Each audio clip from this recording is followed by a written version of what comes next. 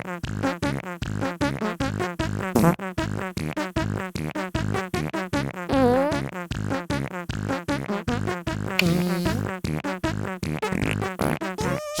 Look Back!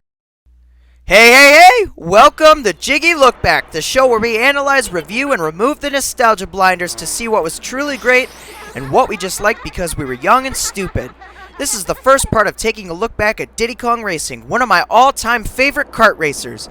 I personally preferred this one over Mario Kart 64, one because of the alternative vehicles, but also because of the adventure mode. Let's get into it! Like our analysis of DK64, let's take a look at that intro. Introducing the colorful cast, we got Timber the Tiger, Bumper the Badger, Conquer the Squirrel in his first gaming outing, Tip Tup the Turtle, Drumstick the Rooster, Pipsy the Mouse, introducing our favorite boy, Banjo, Crunch the Kremling, all uniting against Wizpig, the evil antagonist of this game. And of course, Diddy. Who could forget Diddy? It is his game after all. Let's get into it. I gotta say, that intro gives us a lot of insight into the characters.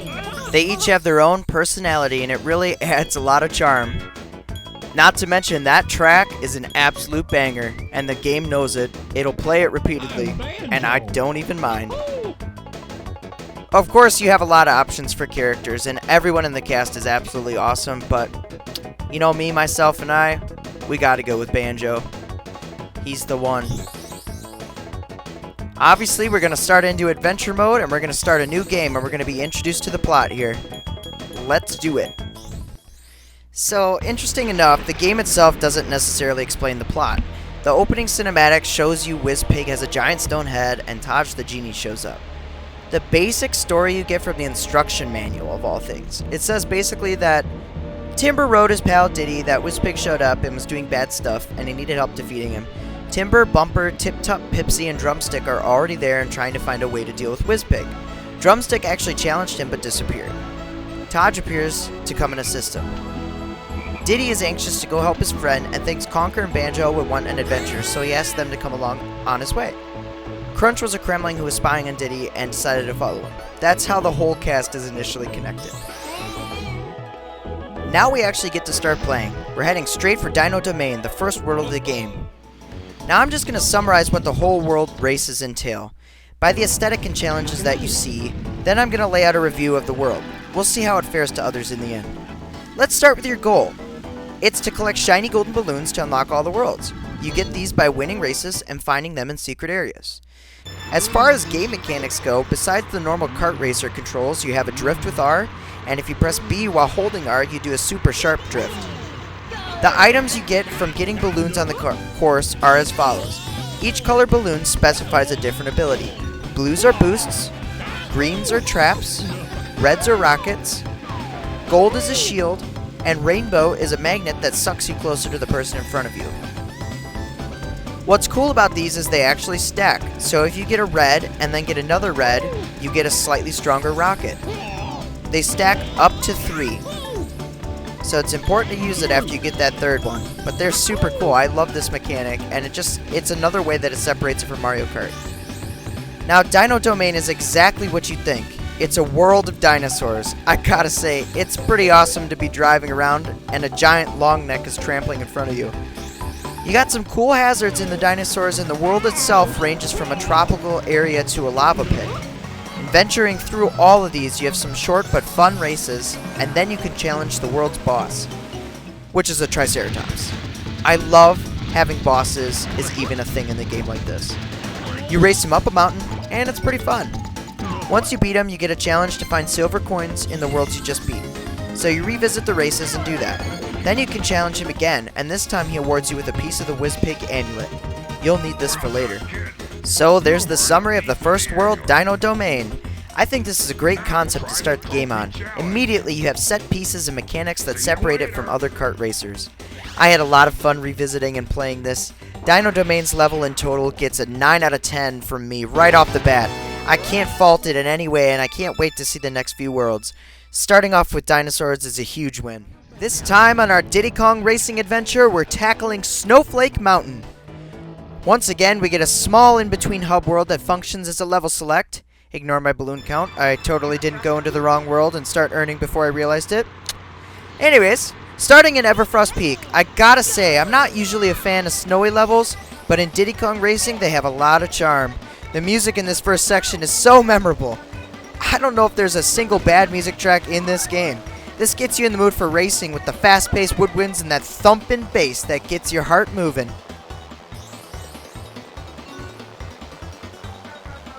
The world itself looks really good with snow gently falling, and you enter some ice caves and go underground. There's plenty of twists and turns here to make any player happy. I also like that you race with planes. I don't know why, I just like flying. It's awesome. Now we're on to Walrus Cove. This section has music that would make even the Queen of Christmas, Mariah Carey, get into the spirit. Take a listen and let's jam out for a second.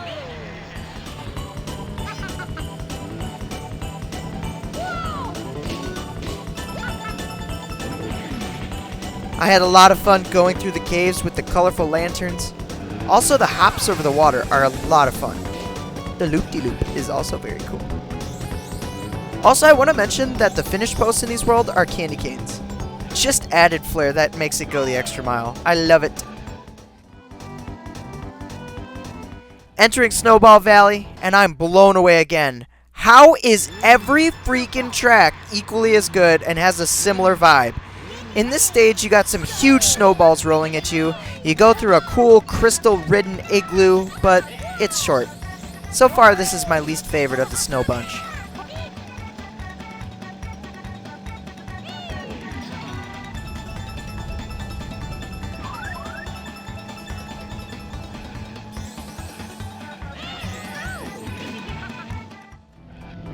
Rounding out the bunch, we enter Frost Village, which actually may be my favorite.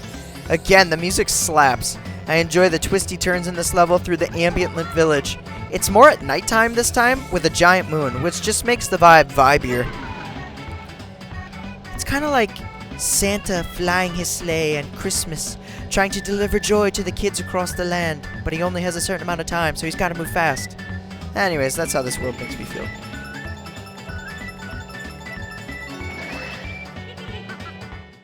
Now we get to face the world's boss, the Walrus.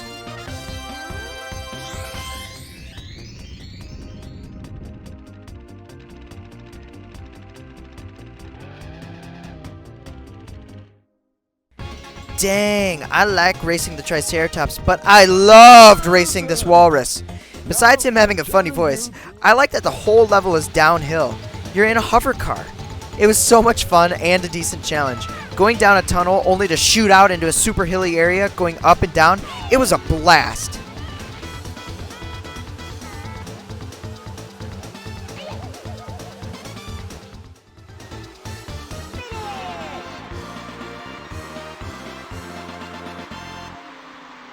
Every once in a while, Taj pops up with a tip on how to play, and actually every time it practically jump scares me.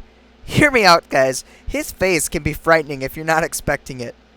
Ah! How may I help you? Like before, you can now go back and collect the silver coins. I found it in these levels to be a little frustrating, if I'm being honest. It's hard to collect them scattered across the level and get first place at the same time. But eventually I did get through it, through lots of trial and error.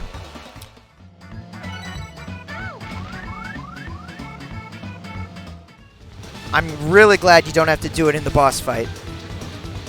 You beat him again, and once you beat him, you snag the amulet, and you can move on.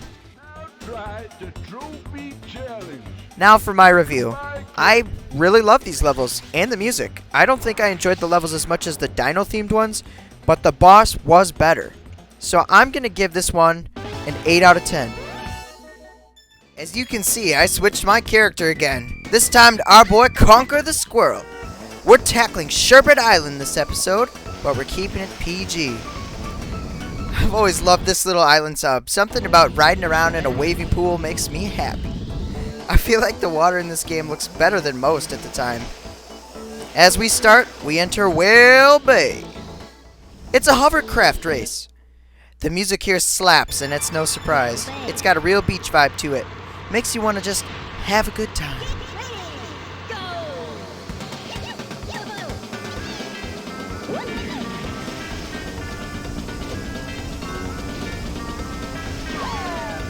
It's a relatively short course. It's got a cool little behind the waterfall section where you can grab balloon power-ups, and an even cooler section where a whale comes up out of the water and you can launch off of him onto the top of a pirate ship. Makes you feel cool when you land on the ship.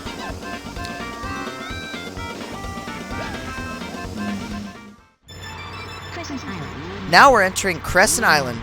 This time we're in a car.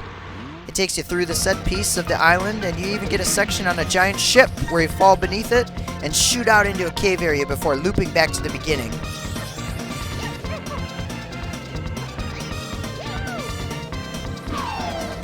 The music, if I'm being honest, isn't as memorable on this stage, but it isn't by any means bad. It's kind of happy, but I think this is the first track that doesn't make me really feel like I'm in the environment I'm in. Again, it's not bad at all, it's just not as strong. Now on to Pirate Lagoon. Judging by the name, I wanted this to be my favorite. It's a hovercraft race. The music's pretty happy here, but it doesn't really give me an island theme. But it is fun and makes you want to go fast, so I guess it does its job. I like how there are speed boost pads right at the start and make you want to blast over those small little sand hills. Also, the small castle in the background is a nice touch to differentiate the map. But for a place being called Pirate Lagoon, I expected more... pirate? Anyways, moving on, we enter Treasure Caves, another kart race. Here it's a bit more relaxed to start out, before an unruly turn into the sunken ship cavern. I really dig the little light coming through the cracks in this cave. It really makes you feel underground. Again, the music is okay. There's nothing too much to report. So far, this world overall has the weakest music tracks. And that's not saying that they're bad, they're just not as iconic, not as memorable. Now we enter the boss race. This time, it's an octopus. This one's definitely more intimidating than any of the others so far. The boss music on this stage is pretty intense, and I felt it added to my stress.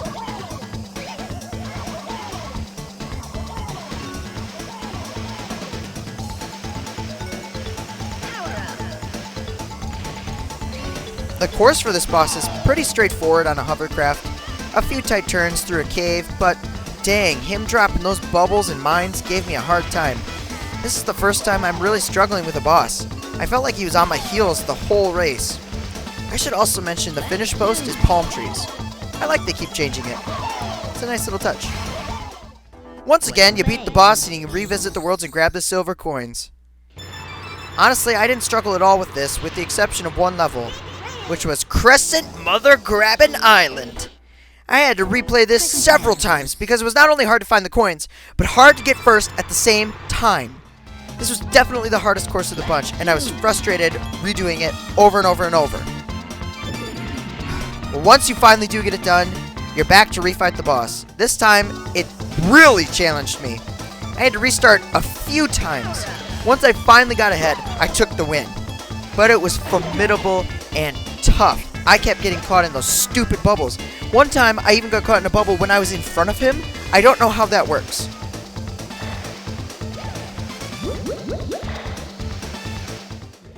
All in all, for the negatives, it seemed like I had to say, it's still a pretty solid world. I just feel like the music isn't as memorable, and it's more challenging this time around, which doesn't necessarily make it a bad thing, but only when it's frustratingly hard. I'll give this world a solid 7 out of 10.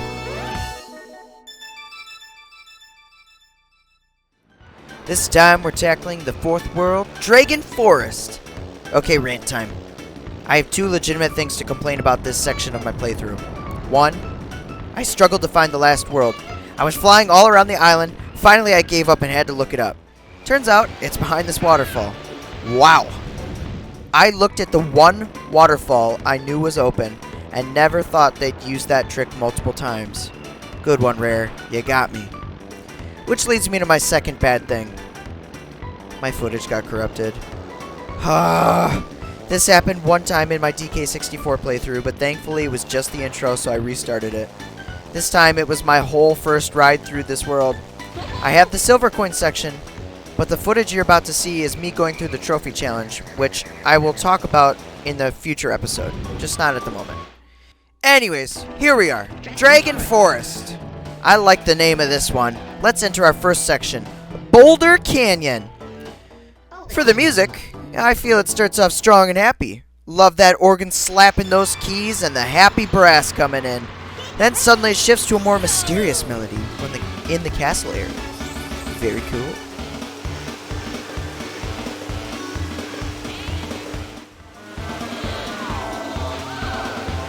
You may be noticing I'm playing as Tip-Top. Well, I've been trying to play as different characters. Let me tell you, the turns on these next courses were tough for Banjo. There were so many small tunnel sections with tight turns, I feel the difficulty spike really happened. The Castle to Water tunnels was a cool section of this level, and I really appreciated it. The spinning logs are a pain in the butt if you get stuck on one. Thankfully, I'm a pro gamer and could avoid such a thing. Now on to the next stage, Greenwood Village. The music, it's awesome. I love the happiness. Got a cool melody and whatever that instrument is I'm hearing. Maybe a synth? I don't know. With some xylophone and a flute-like sound, it gives a sense of pressure.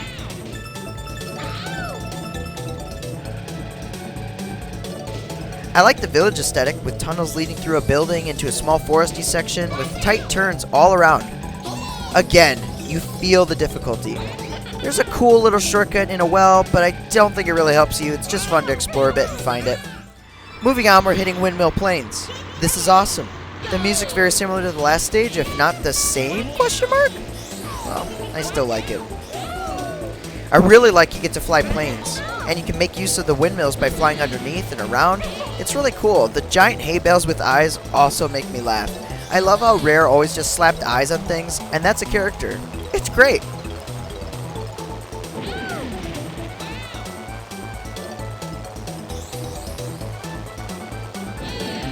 Okay, let's move on. Haunted Woods. Talk about tight turns. Look at this start. The music had a totally different feel, like a village on Halloween night. Seeing it's now October, how fitting. I like the little ghost things that pop up on the stage, but other than that and the music, I wouldn't think it's very creepy otherwise. Just another village with a dope tunnel at the end. Now time for the boss. This time, we race a dragon. And dang, he was pretty challenging at first.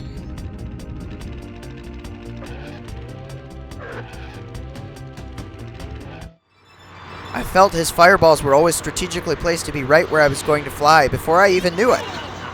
He's got a lot of tight turns in this stage, but it's the first boss you face as a plane, and it's pretty epic to fly through the caverns around a dragon. As a turtle.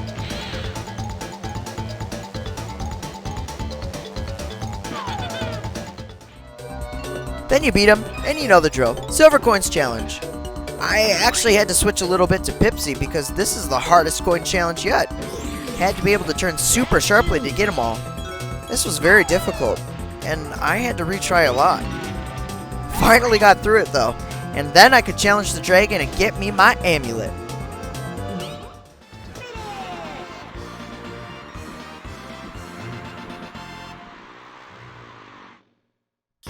And now for my review. Well, I thought this world was pretty cool. I liked it a little bit more than the last world. I don't think I liked it quite as much as Snowflake Mountain or Dino Domain. It didn't hit as hard. The boss was really cool, but I'm going to overall give this world a 7.5 out of 10. This marks the final amulet, and next time we face Wizpig.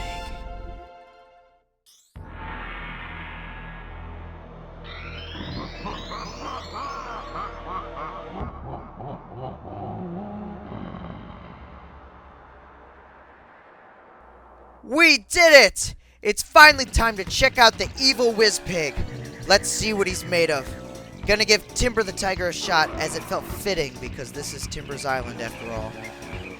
We get this cool animation immediately when I boot it up, and this is something that totally would have scared me as a kid. The statue face comes alive! Then, we have to change into a plane and fly into the mouth of Wizpig's head.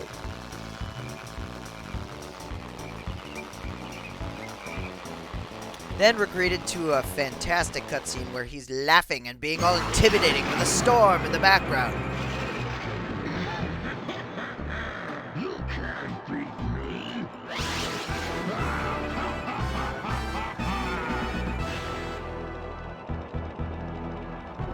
And thus, the race begins. Now this race was hard as heck. I'll admit, it was unreasonably hard to me at first, and I was getting very frustrated. And this music wasn't helping at all. It was really stressing me out. It really triggers your anxiety, and the fact that there's lightning blasting constantly, and the rain's falling in front of you, obscuring your vision, it's just absolutely insane. And he's running behind you the whole time. It's so fast. He like practically squishes you. And if you miss a ramp, you land in water. It's so frustrating. I had to restart over and over and over and over, and then I was swapping out characters to see who would have the best advantage. Timber was just a tad too slow.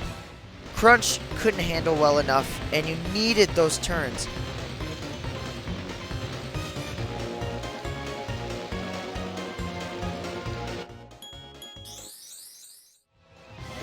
Pipsy turned too well, and it was hard to adjust to the extreme, but I stuck with her. I realized that to beat Wizpig, I needed to hit all of these boost pads perfectly. I totally forgot about releasing the button over a pad to get a longer boost. Once I remembered that and had a run where I hit all of them perfectly, I beat Wizpig so hard, he didn't even see it coming.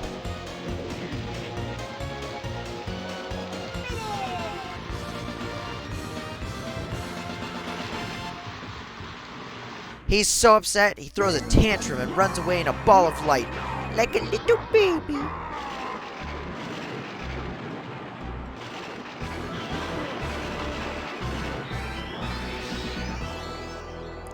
Then Taj flies in on his magic carpet, and Tick-Tock, our little clock friend, says, "Let's party!"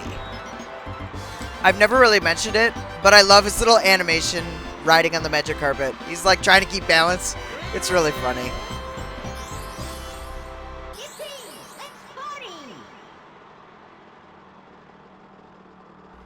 Then we find all the friends gathered and dancing with children singing in the background. Kind of a silly sounding choice if I'm being honest. I love how happy all the characters look though. You can really appreciate all the work the animation team did. Look at Tip Top running. And these guys dancing. Oh my gosh, it's just so cute and funny and charming. Rare's just as awesome.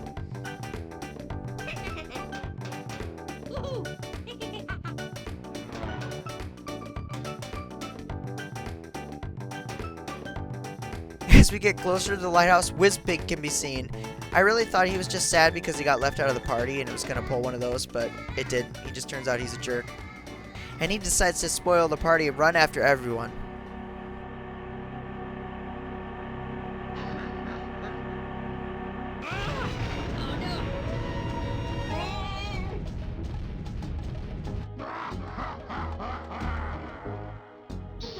Well, at least he apologized.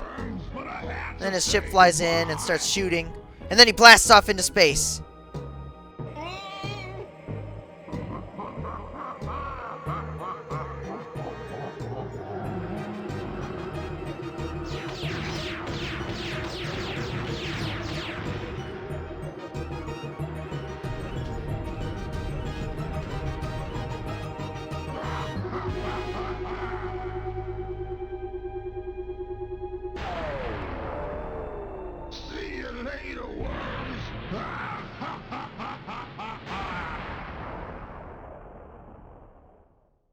We then get the credit roll with a little recap of every level, only for everything to hit us with a... The end? With a question mark? Bet you thought the game was done. Nope! We still have those trophy races. So basically, we drive to each world and find the trophy case, and as we go up to it, we're prompted to start a trophy race. These races are straightforward, and we just have to place first. We re-race every level in quick succession per world. Once we do that, we can do two things. One, we go finally find the lost friend, Drumstick. Remember in part 1 when I said he was mysteriously missing? Well, he was turned into a frog by Wizpig. We change him back, and he's added to our roster. Then we can hit up a sign by the lighthouse. You may recall it had question marks on it, but now it's replaced with the trophy icons we collected. We honk, and boom! The lighthouse turns into a ship, and we're transported to another world! Now, if I had to review that last boss fight, I'd say it was probably my least favorite one, as I felt like I couldn't enjoy it because I was trying so hard. But it still was cool animation-wise and look-wise, and very satisfying to win.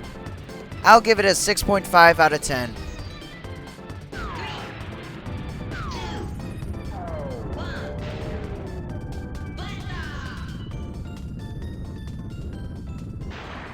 Diddy Kong Racing has one final world for us here and a few more surprises. This will be the final part. Let's get into it.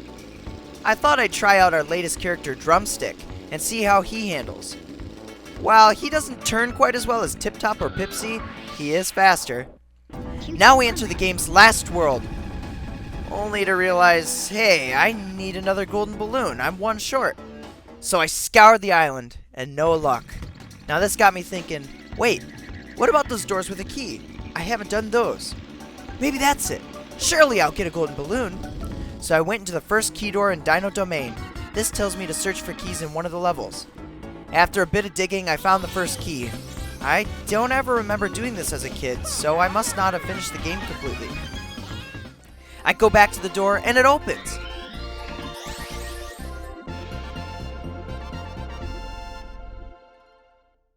Woo! Greeted with a minigame.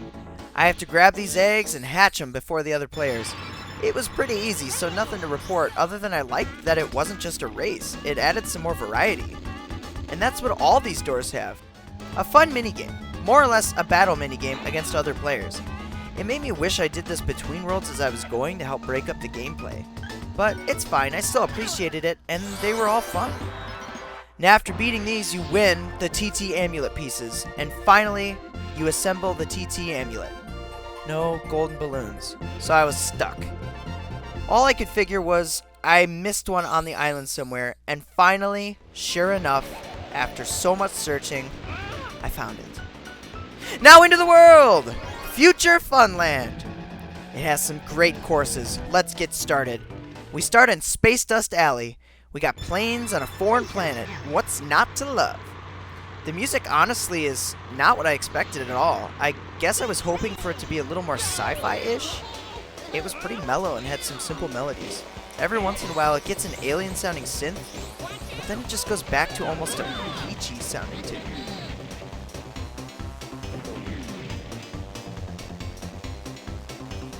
The level itself is pretty cool. You have to avoid floating rocks and these electrical antennas. Also a section with a ship that flies in and shoots at you. It's like a bunch of ideas for an alien world thrown together. I dig it. On to the next world, Dark Moon Caverns. This time around, I think the announcer actually makes a mistake here. It sounds like it says Mountain Caverns, but the stage is called Dark Moon Caverns. It's nothing major, but I thought I'd point it out. The music here actually reminds me a lot of Mario Kart. It's got that specific sound, like it's okay. The only thing really spacey or alien of it is the sounds of the ship shooting at you. Otherwise, it's just a simple tune. Again, the aesthetic is really cool though, with caverns and craters everywhere, the lasers firing at you, and these fun ramps that look straight out of Star Wars.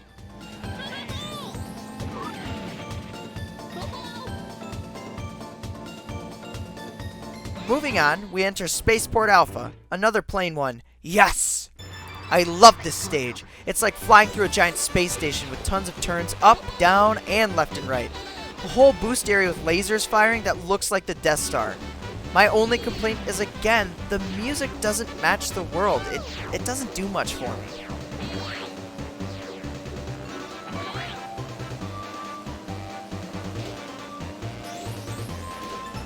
Finally, we enter the last stage, Star City, a driving course. I wish the hovercraft got some love up here. It's pretty cool for the same reasons as the other stage, except this one has an actual city that feels like Vegas or something, with tons of lights and tight turns. It's pretty fun. The music feels a little better here. It still doesn't feel spacey, but like I said, this stage feels more like Vegas or something. So we beat it, and immediately get to revisit all of the courses for silver coins. I kind of wish they did something different here, but I understand. Once we manage to do that, we can enter the final boss race. Important note, this is why you get the TT amulet. It unlocks the final boss door. Now we take care of Wizpig once and for all. This time, this race feels more like a race, and it relies on your skill and balance of what weapons and boosts you have rather than having to hit boosts across the stage. Wizpig is also riding a rocket rather than just running it.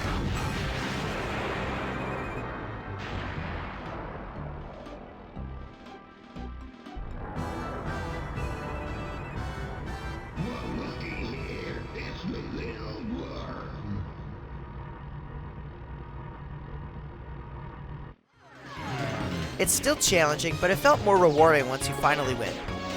I do like going around his homeworld, and you have a ton of obstacles to avoid. Like his throne room is just throwing everything at you. The music is also very intense and makes you feel pressure. So eventually I won.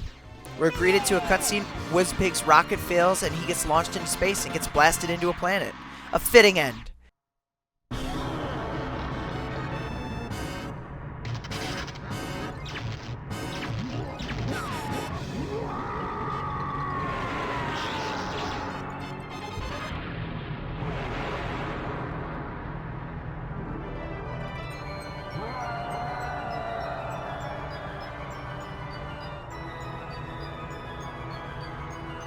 This last world and boss I really enjoyed, but thought the music wasn't as memorable as other worlds. I'm still going to give it an 8.5 out of 10 just for the courses being that fun and having a satisfying ending.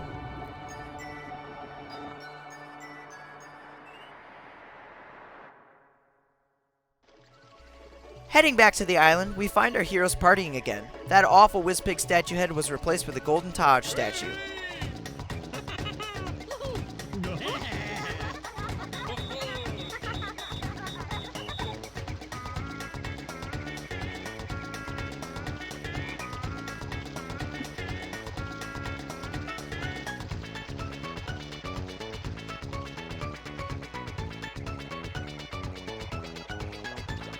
Our dino friends are having a good time. I actually got to talk a bit with Kev Bayless, the voice of Tricky from Star Fox Adventures and art director on this game, and he confirmed that this Tricky the Triceratops and Tricky from Star Fox are related, but not the same. I just thought that was an interesting tidbit I'd share when I found out that their names were the same and they were both Triceratops. So yeah, everyone's happy again, and the day was saved.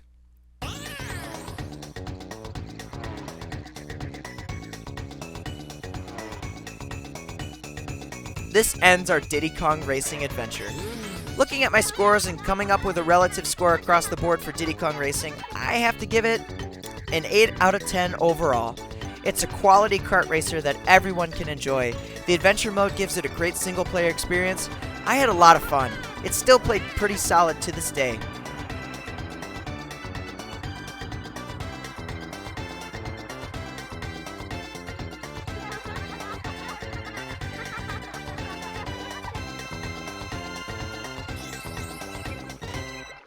Well, that's all I have for you, and this concludes our Diddy Kong Racing adventure. I hope you'll like, subscribe, and hit that noti bell. Let me know in the comments what your favorite world was in this game. I really want to know. Until next time, have a good one!